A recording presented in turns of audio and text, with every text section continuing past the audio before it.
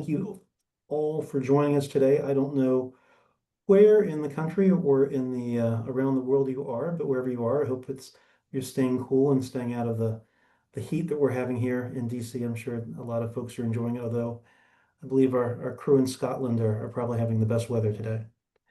So welcome everyone. We're going to do a few Omnier updates, welcome our new members, talk a little bit about Michigan Plug Fest, welcome a new team member, and then we'll move on to our working group updates. And then we have a treat for you.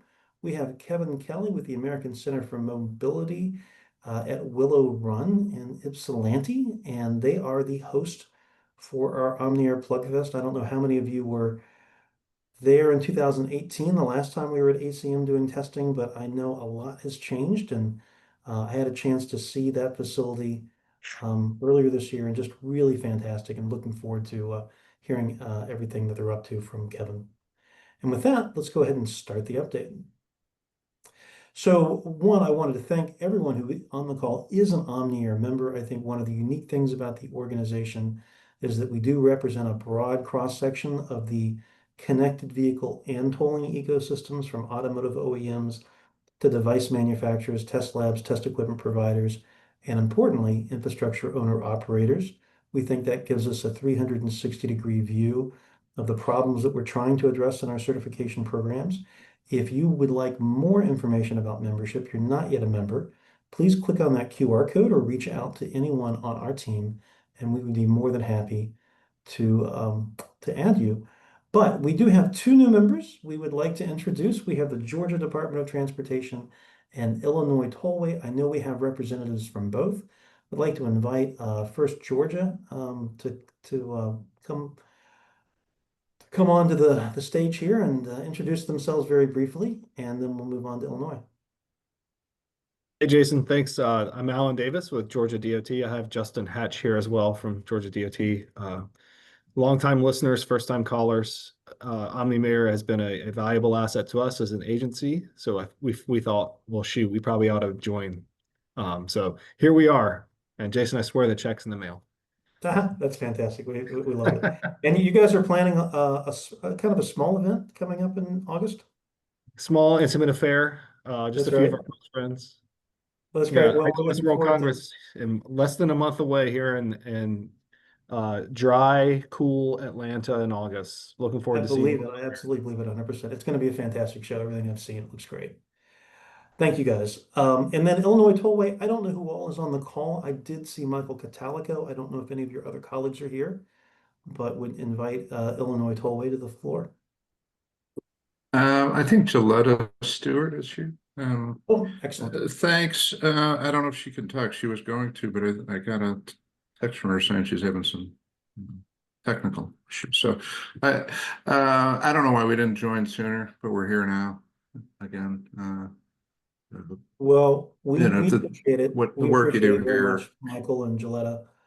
I know that Illinois Tollway is one of the most innovative tolling agencies, and I've seen your presentations on the great work you're doing on the next generation of tolling payments, and really exciting and really excited to have you guys as part of the organization. Thanks for that. Yeah, that is our. If we want to give it for those that don't know, obviously we're a toll road, but we're we have a vision, or we're very much focused on the next generation of toll payments, or payments for mobility, payments for transportation, and we like the direction Omnier has been going, and looking at connected vehicles and CV2X and so forth, which is where we're putting a lot of our thinking caps around, and looking to. We're already involved in a couple pilots, both for proving out toll integration, as well as safety, messaging and safety monitoring, and traffic and incident management and so forth. So all those good things, we're looking to Omnier. We see that Omnier's been moving in that direction as well. So it's kind of this parallel mutual benefit, I hope, and hope to move the industry forward. No, I think Thanks. it's really great. We're excited to have you guys, and I see Giletta's text, and we're looking forward to welcoming her as well. And thank you so much for joining. Let's go on to the next slide.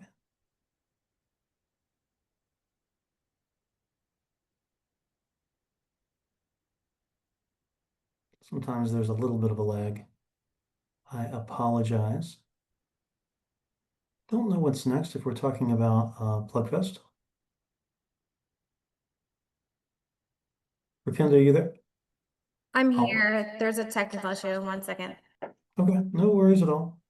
So for those of you who don't know, we are doing our next Plugfest in Michigan.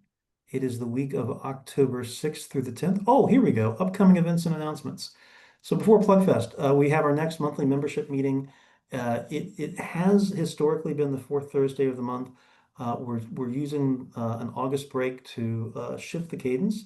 It's now going to be the first Thursday of the month.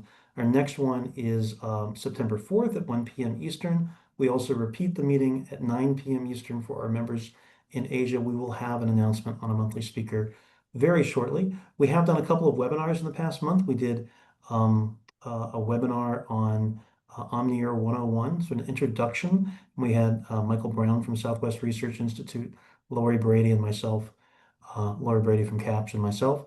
And then we did another one on V2X for tolling agencies. And that really dives down into SAE 3217 and standards compliance for V2X uses in tolling. So that was Randy Roebuck. Excellent. I encourage you to visit our YouTube channel and check those out. We do have a couple of upcoming technical speakers, Andrew Donaldson from Umtree, Justin Anderson from USDOT ITS JPO. We'll be talking to our Plugfest technical preparation working group. We're doing a little bit of outreach. I'm speaking at the Maryland CAV workshop on August 7th. There's an AVD panel at the World Congress, and Randy is representing Omnier there. He'll do a great job, I'm sure. And then I'm also speaking at the ITS Midwest meeting in Kentucky the day before I fly overnight to Portland for our board meeting in Oregon. So a lot of exciting things here happening, and do check out our YouTube channel for all of our webinars and monthly membership meetings. We try to have those archived for your review. Next, please. So our Omnier Michigan Plugfest, as I was starting to talk about, this is, I think, our 16th Plugfest. We've been doing them twice a year since 2017, with a little exception during the pandemic. This is our second time at ACM, but it is going to be a really great event. This year, we're focusing on interoperability. So it will have our bench conformance testing, we'll have security testing, but the big theme is interoperability among device-to-device testing, different use cases, field application testing, and bench application testing. So we're looking forward to that. We're partnering with SCMS Manager on this event, and they have just been doing a lot of great work in parallel with Omnier. We're excited to have them on board, and of course ACM as a co-host as well. We have early bird pricing, so the pricing is per team if you're getting testing tickets. So it's an entire company, 4 to 5 engineers, 2 devices, or operating a test station. It's a $1,000 discount before August 15th. So if you register early, take advantage of that. And then we will have a workshop, and we'll have opportunities for individuals to attend that as well. Next, please. So speaking of the workshop, we at every Plugfest will do a one day or a half day workshop, and we'll have demonstrations. So at our last Plugfest at SunTrax, we had V2X based tolling demonstrations. We had intersection validation demonstrations, and then we had a full workshop and parallel technical sessions, deep dives into standards and test tools and things like that. We're looking for speakers. We're going to do something very similar in Michigan. So if you're interested in speaking or demonstrating, click on that QR code, visit our website, or just reach out to us, because we would really love to have some innovative speakers. And we put an article out last week that shows some of the topics we're looking at. But if you have great ideas, go ahead and submit those, even if they're not a topic listed. Next, please. So really excited to have Shakil Zafar join us. He comes from Keysight Technologies, but he has a long and storied career in the cellular industry as well as VidaX and automotive. He spent time at Ford and with several MNOs. Really excited to have his expertise. You may have met him at some of the prior Plugfests, but over the next month, as he starts getting his feet under him, you'll start seeing him more active in our working groups and providing technical support, reporting to Randy Roebuck. So welcome, Shaquille. Thank you. Very good. Next, please.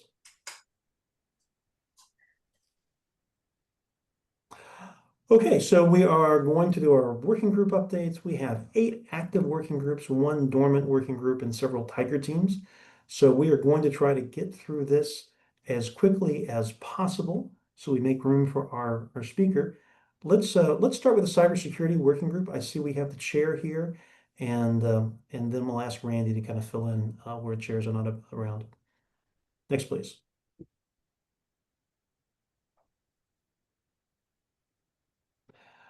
Okay, cybersecurity working group, Mr. Romansky, floor is yours, sir. Thanks. A couple quick updates. So we've got the certificate instructions out for the upcoming Plugfest. It's also, we have a new document that we have to support the ITS World Congress demos.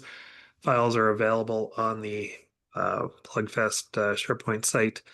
If anybody is not a member and you want to get access to that, you can contact Randy. We've been working on some negative test cases for IEEE 1609.2. It's some ongoing work. We have a summer session, a couple of working sessions that we set up to make some progress on that.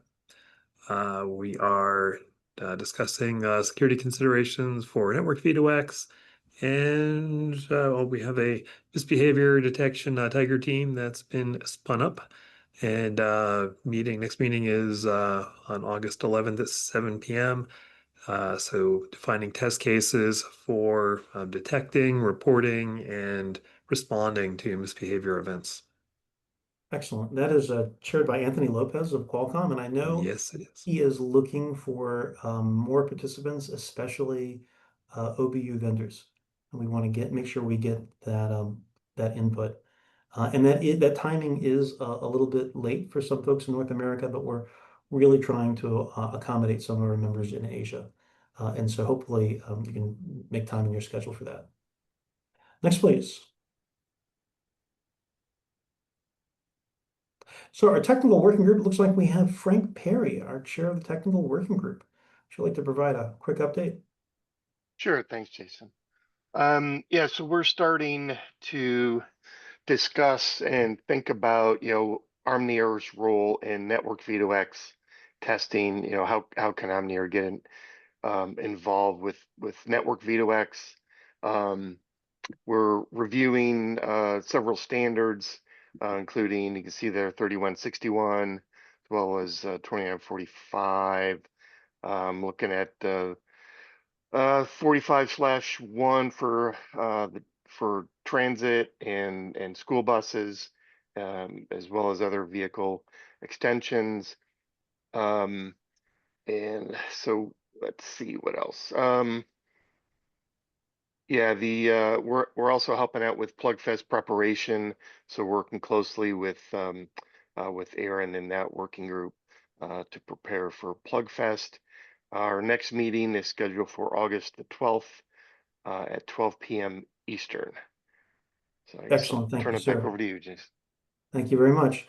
We do have an AVD sub-working group that it's aftermarket vehicle safety devices hanging off of our technical working group that has been dormant for the past several months.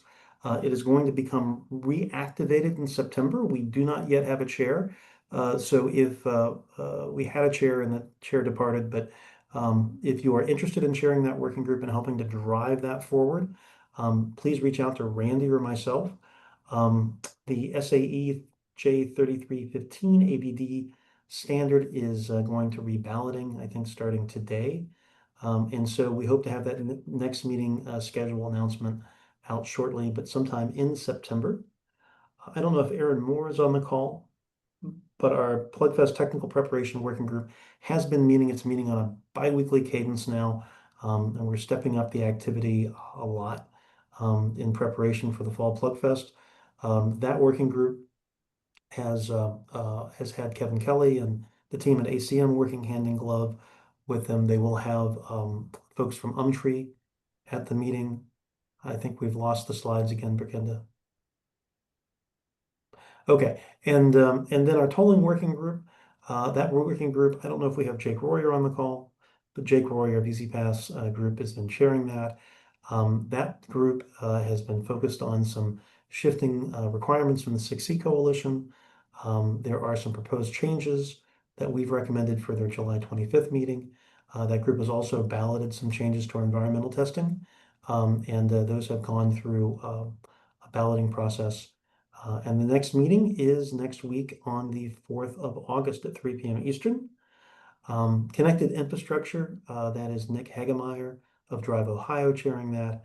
And that group has been working on the 772 document for CTI 4001 RSU and the 785 NTCIP 1218 test case updates and a couple of other issues.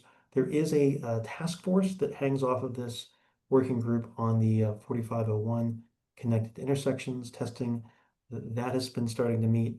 If you're interested in either that or any of the working groups, reach out to, or any of the Tiger teams, reach out to Nick Hagemeyer or myself. Next meeting is on the 11th at 11 a.m. Our RUC working group, we had a great presentation from Mr. Roebuck at our last meeting. It is one of our archived webinars presented on V2X technical introduction for tolling agencies. So we've been getting a lot of questions from tolling agencies about V2X-based tolling, a lot of interest. We know several agencies are planning deployments. We of course had the demonstrations. So that's going to be a big new activity, and drafting test cases off of 3217. So if you're interested in that, please reach out to Randy or Brikinda or myself. Next meeting is on the 6th. And our certification working group did not meet in July, but I am sure that Lori has some great ideas planned for the next meeting, which is scheduled for August 13th. I think that should take care of all of our working group updates. And hopefully we have plenty of time left for our guest speaker. Kevin Kelly leads sales and marketing for the American Center for Mobility. He really has his hands on a lot of the exciting activities that they do there that I had no idea about. They do really great testing for electric vehicles and electric vehicle charging. They do off-road testing. They do automated vehicle and of course connected vehicle testing. I'm really excited to hear about everything they're up to. And without further ado, I'm going to ask Kevin to turn on his camera, and then we will turn the floor over to Kevin Kelly. Hi, everybody. Jason, can you guys see me? Yes, sir. Yep. Well, I want to thank first Jason and Ryan both for giving us an opportunity to host your group here at ACM. We appreciate the opportunity. I'm glad you guys were able to visit. As you've seen since 2018, it has really changed. We appreciate it. Give you a little background on myself. Been here at ACM for 5 years. Worked with operations, maintenance, and inside of marketing and sales. Now on the side of BD. So I've covered a lot of area. Worked very closely with a couple key customers as residents and also that utilize the facility. Prior to coming to ACM, spent a lot of time in the ITS world with the World Congress here at Detroit, helped Michelle Mueller and MDOT support some of the stuff on Belle Isle. Also worked with some US DOT programs like CAMP and others. So I do see some familiar faces and look forward to connecting with all of you over the next couple months, and look forward to hosting you at ACM. I'm going to share my slides. So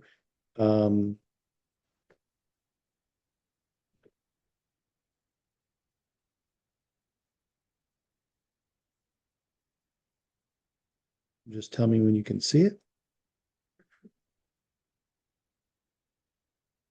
All right, we've got it. Yeah, got it. You can see it now.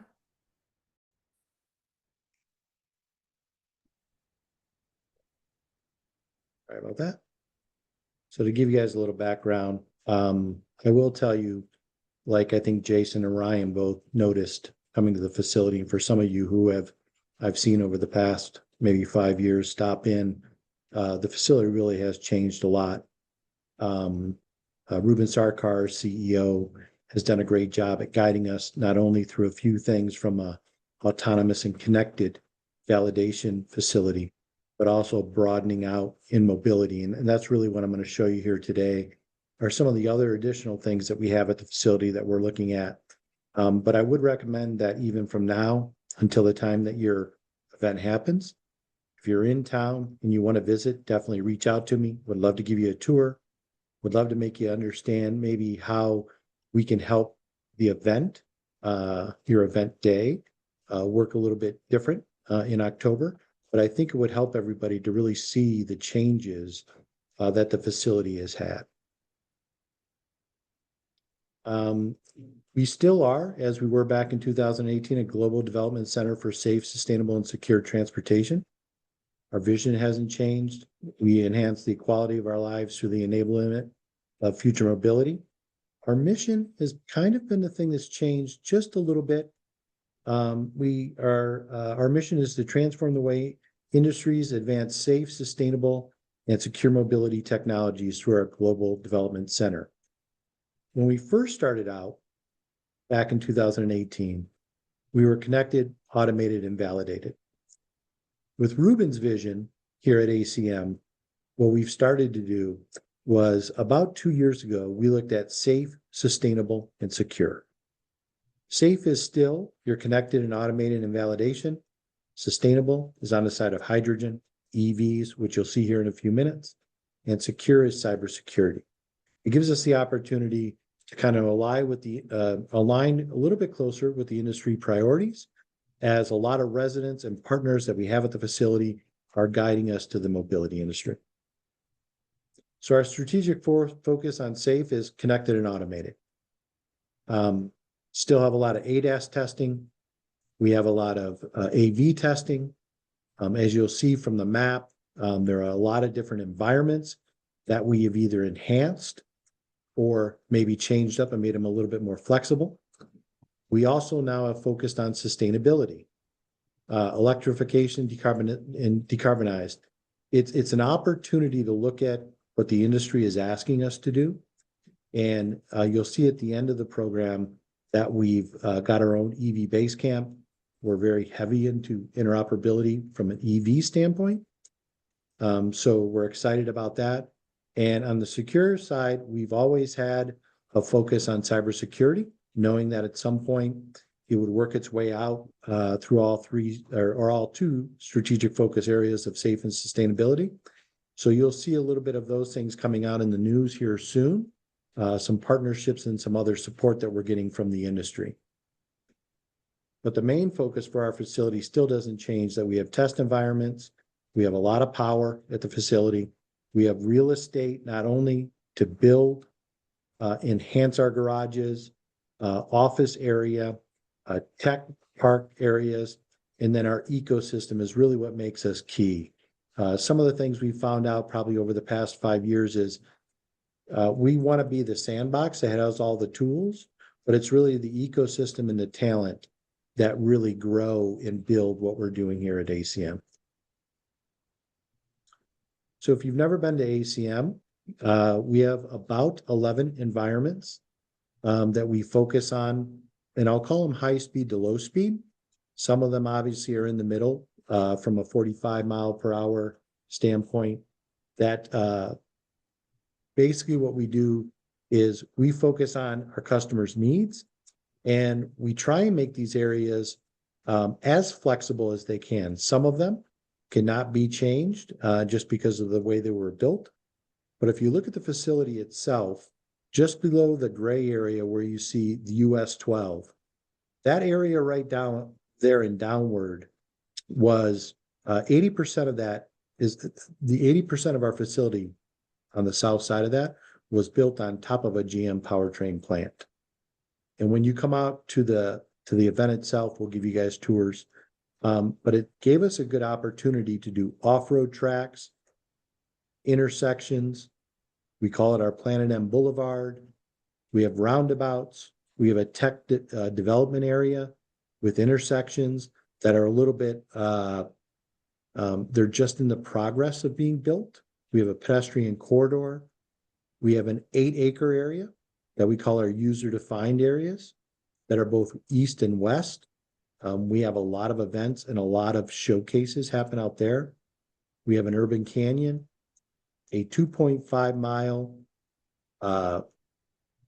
highway loop that has 2 off-ramps, one cloverleaf and one regular with a challenging exit ramp, and then an on-ramp off of our Planet M Boulevard. The unique thing about the property and the relationship that we had with MDOT in the state of Michigan and all of our partners that built the facility was the eastbound US 12 has now been repurposed to ACM on the very high side of this map called our urban arterial. That area gave us a 1.5-mile stretch of high-speed area now that opens up into 4 lanes at the end and 2 lanes in the middle. It also gave us the opportunity to take just below that, the highway loop area that was an inlet area for 50,000 people every day to come into the GM powertrain plant, complete our 2.5-mile loop, and provide us a really very unique setting for a highway loop in a real world setting. It is really no longer a traditional track. It's more of a real world testing track. At our core is still this advanced proving ground area. As you see in a couple minutes, a lot of infrastructure, a lot of cameras, a lot of intersection areas, totally connected, working through our operations area to manage not only the facility, but support the infrastructure throughout.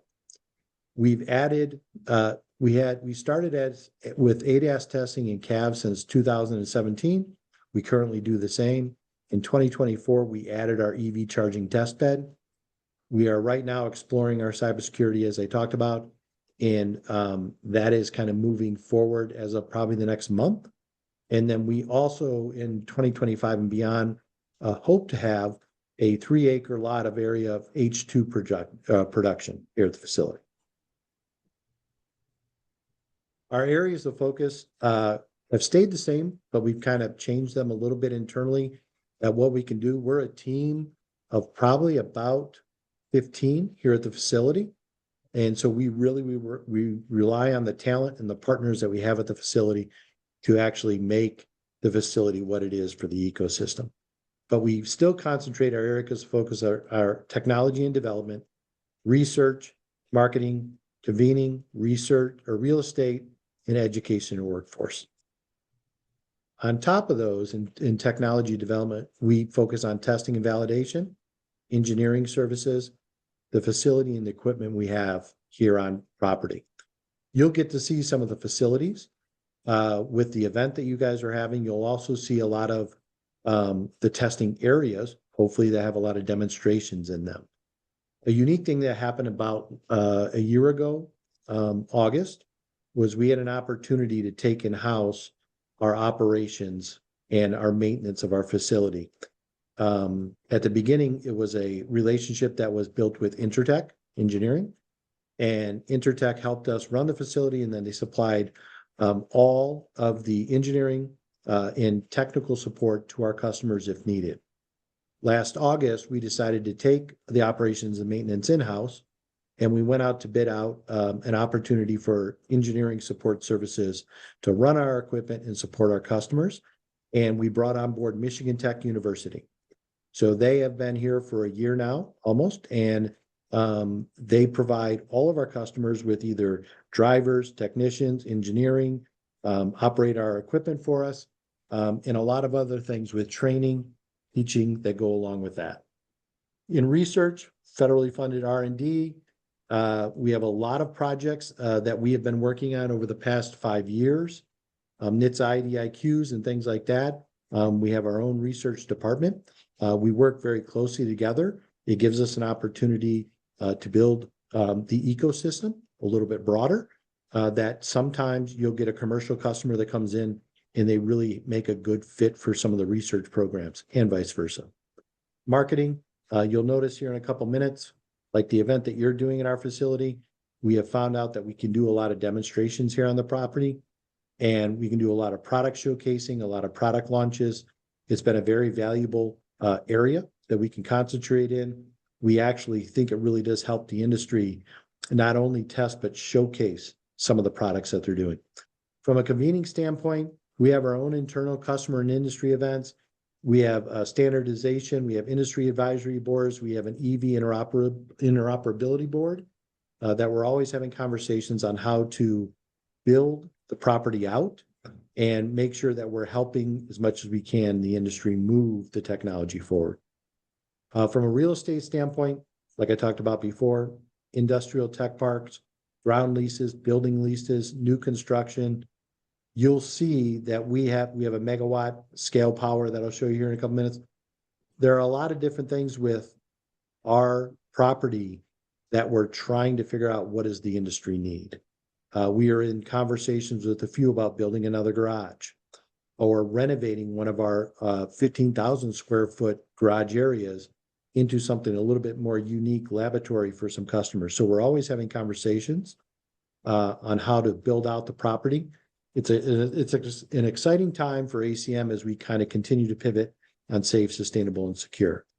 We also have our own foundation on education and workforce development that is separate 401c3 that we've been working on. We work very closely with MTU and some others for support on the foundation.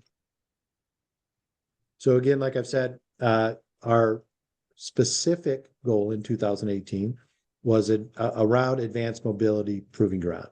Your traditional proving ground test of durability, ride, comfort, steering, braking, and stability, standard challenges.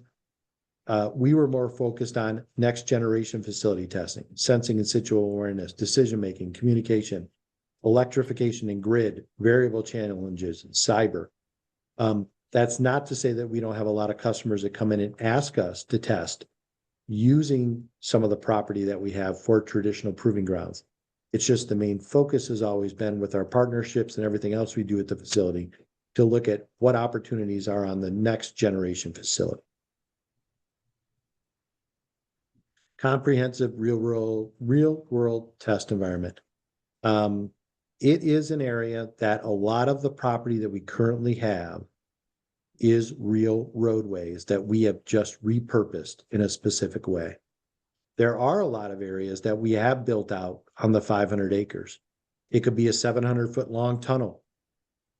It could be a 2-lane roundabout with very challenging exit and entries. It could be redesigning a parking lot a specific way for some parking testing. It could be that we built 2 off-road areas for one of our customers, Daimler Truck North America, to come in and do a lot of their product showcasing and everything else at the facility. We have high-speed environments, 65 miles an hour on our highway roadway, that we can go up to 90 miles an hour. So we have a lot of things that we can actually be a little bit more flexible in some of the speed, low speed and high speed, and getting up to what I'll call a challenging test speed. A lot of our environments were built for the challenges of the technology. And then we also have a lot of private vehicle laboratories. We have a total of 14 areas currently. We only have 2 left out of the 14. So we have a lot of laboratory space that is taken up by OEMs, tier 1s and others. And we continue to build out and kind of figure out what is the best way to help out the industry. So this is the map again of the real world test environment. Our network infrastructure, a lot of you knew because you probably worked on a lot of these projects back in 2018 or probably 2016 to 2018. We have a private 4G LTE, 5G. We have an optimized cell cover area, CVX upgrading. We have DSRC from the beginning. We have started the process and continue the process with some of our partners to bring up everything into CV2X. Our fiber optic cable backbone throughout the facility itself, 100 gigabit data transfer if needed, and data management and analytics platform. Some of the equipment we have at the facility that MTU, Michigan Tech University, runs for us. We have a rain and grime trailer that can actually, in front of you, produce to a specific level in research, rain, grime right off of the trailer. We have all of our pedestrian soft targets, some articulating bikes, adults. We have a heated test target if needed. We have belt systems. We have platforms that are able to go up to a certain speed, motorcycles, bicycles, e-scooters. We also have our guided soft target that has a 360 foam car, as you see down in the right, that we can operate in a number of different areas. But mostly that product is used in our 6x6 intersection. We also have our combined brake and accelerator robot, and that goes along with our steering robot. From a laboratory, workshop, and office environment, we have a lot of area and a lot of space. One of the unique things about our facility is we're always willing to pivot and figure out a way to help out the industry, especially some of the OEMs that have been partners here for a long time. What we were able to do is take our short-term garage, which initially had 6 garages in it, and each of them were about 1,400 square foot. We had an additional area of 13,000 square foot before COVID came around, and we were going to make a unique showcase area. And Toyota came in and they have built out the entire area, and they're actually adding on.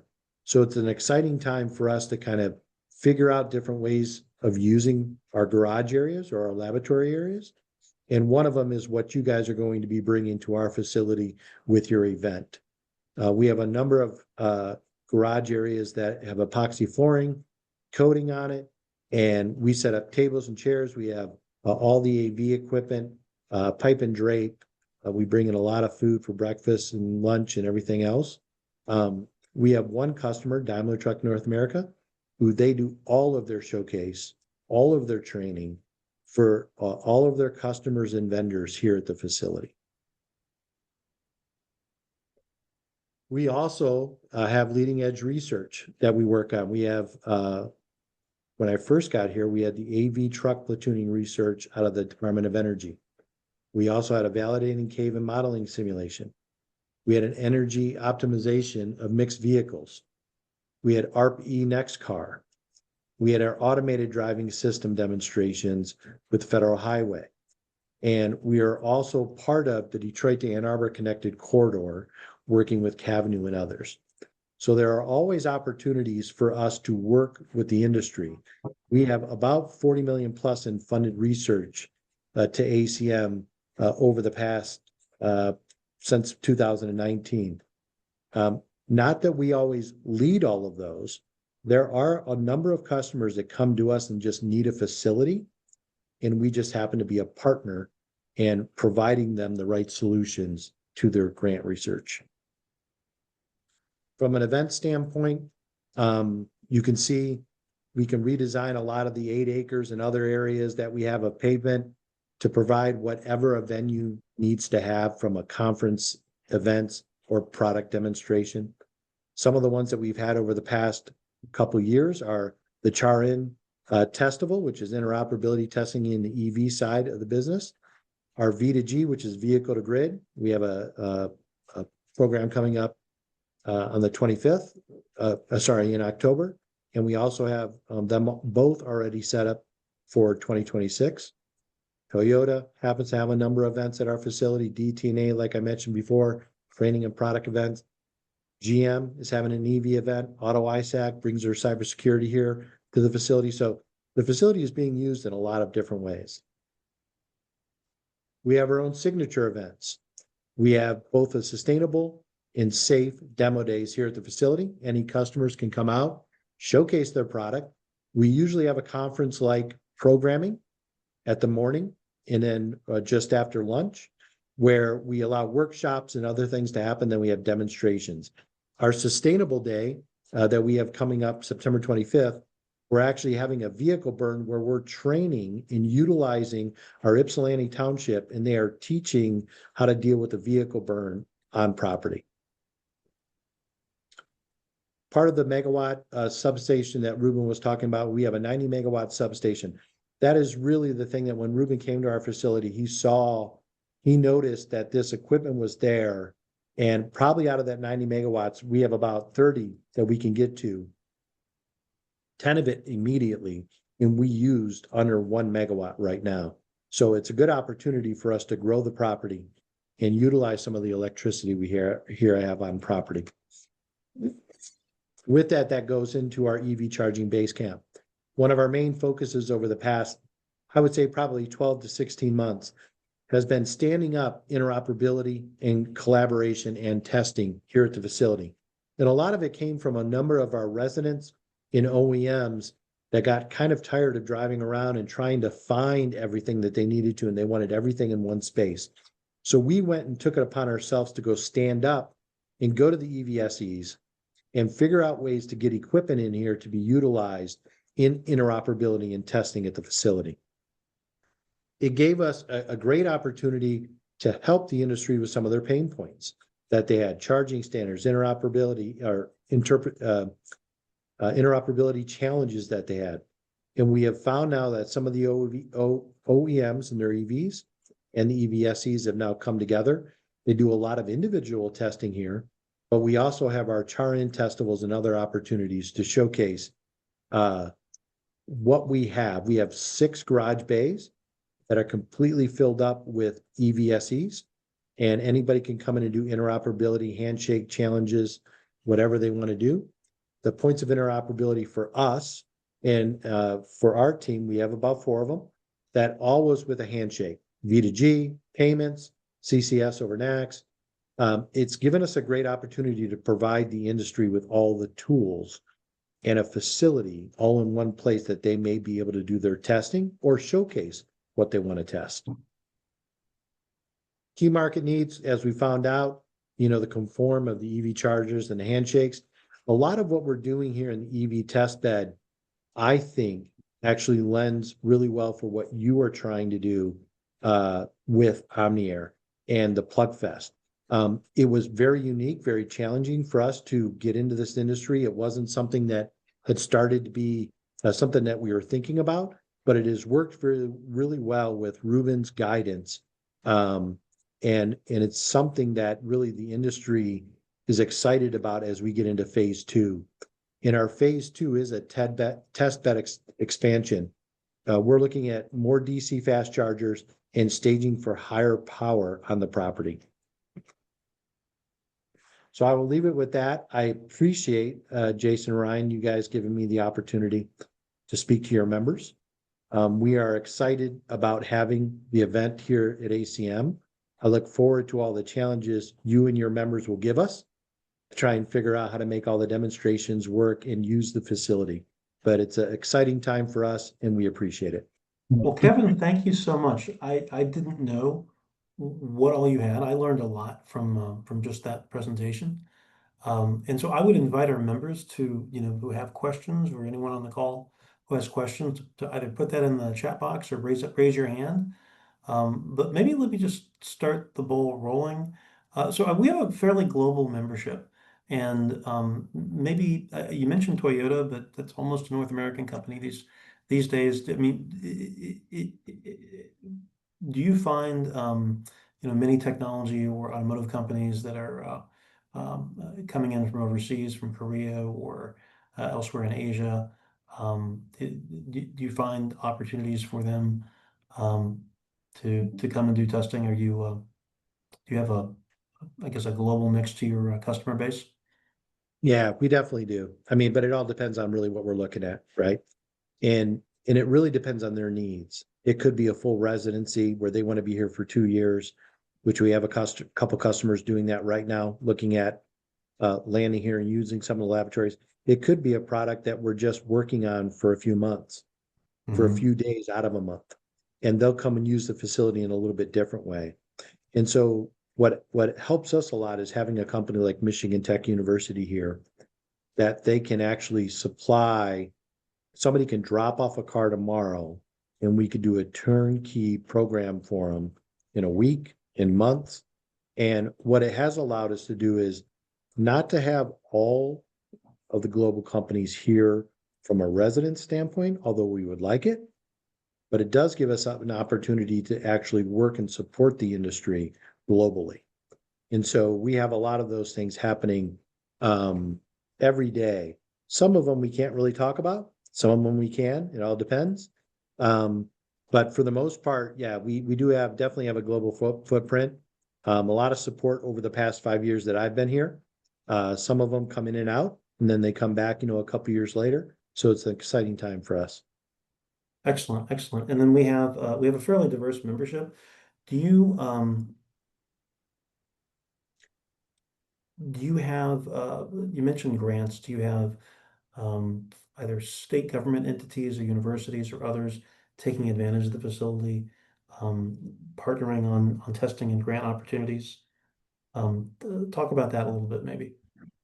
Yeah, we definitely do. And again, kind of like I said, around the grant side of it, we go after our own grants, and we have partners that are either part of our ecosystem that we have good relationships with that help us solve grant opportunities, research opportunities. But then we also have groups like Michigan Tech, Wayne State University, wherever it is, that come with, maybe it's a German university that they come with, that the facility just works well for them. And they can come here, and maybe it's just using a conference room and a hotspot for the better part of X amount of days with some of their students. And we just kind of create an environment that'll work for budgets and work for what the needs are of the industry. I think that's fantastic. So you really don't necessarily have to be a Toyota, which is a valued member of Omnier, No. but you can be a smaller research entity and you work with them. I think it's really wonderful how you're supporting that broad ecosystem. I think that's a really important part of your mission. We like that. Yeah, and I think what happens is, like a Toyota, they found a presence here that worked really well for what they were doing. So they just kept on expanding, and we were capable of doing it for them. But then you've got a number of customers that we work very closely with the state of Michigan, who has a lot of Office of Future Mobility grants that are out there. And they are startups that we have to figure out a different way to work with them.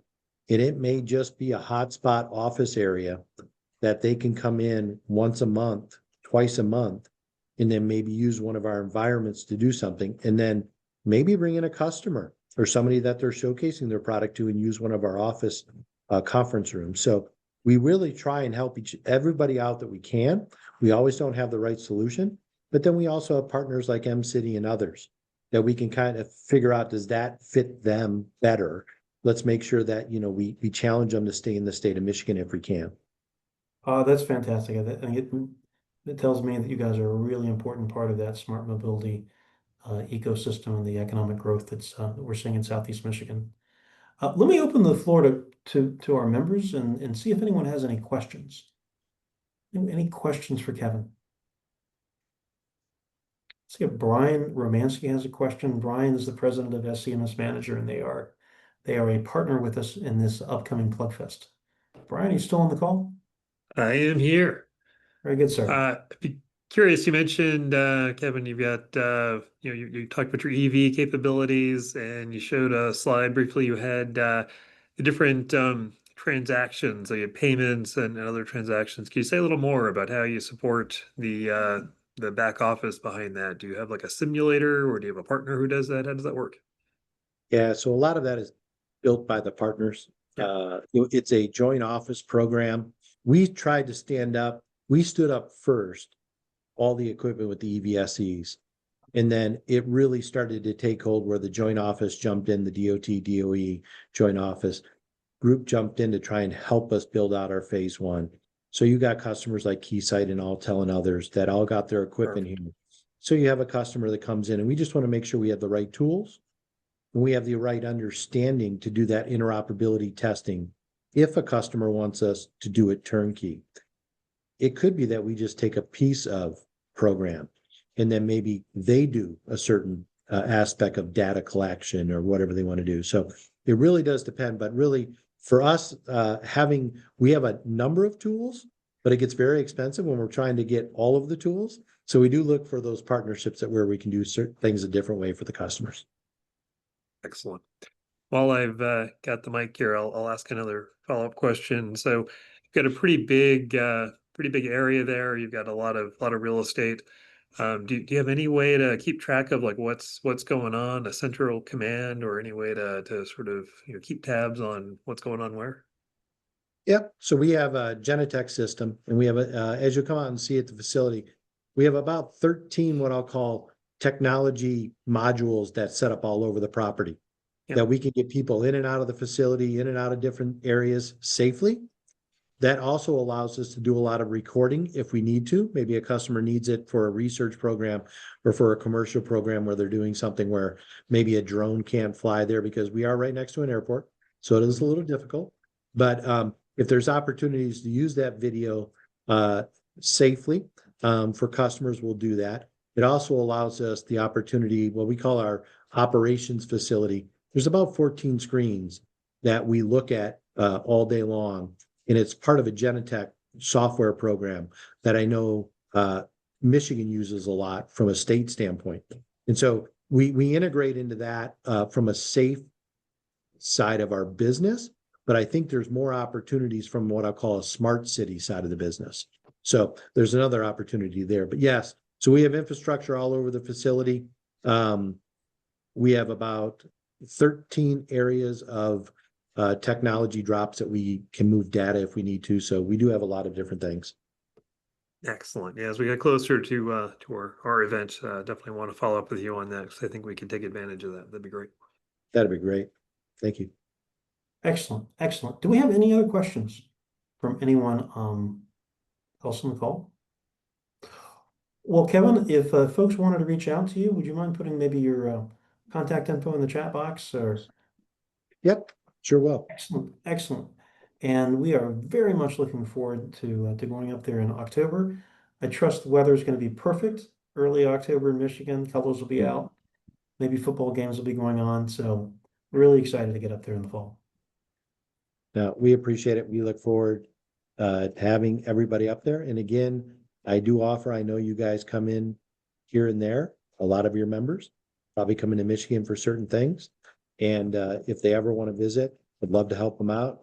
We have a number of people, if I'm not around, that we can have them visit. And we look forward to the event.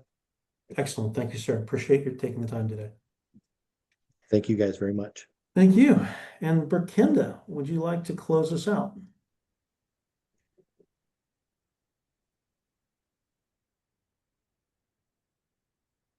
Sure. Yes, the only thing we have right now is just a thank you. So thank you guys so much for joining. We appreciate you all, and we'll see you next month. We'll see you on the first week of the month. I know Jason mentioned this. We've moved the meeting from the fourth Thursday to the first Thursday. So we'll see you on the first Thursday of September. That's September 4th. We're looking forward to it. We'll see you then if we don't see you in Georgia. Thank you very much.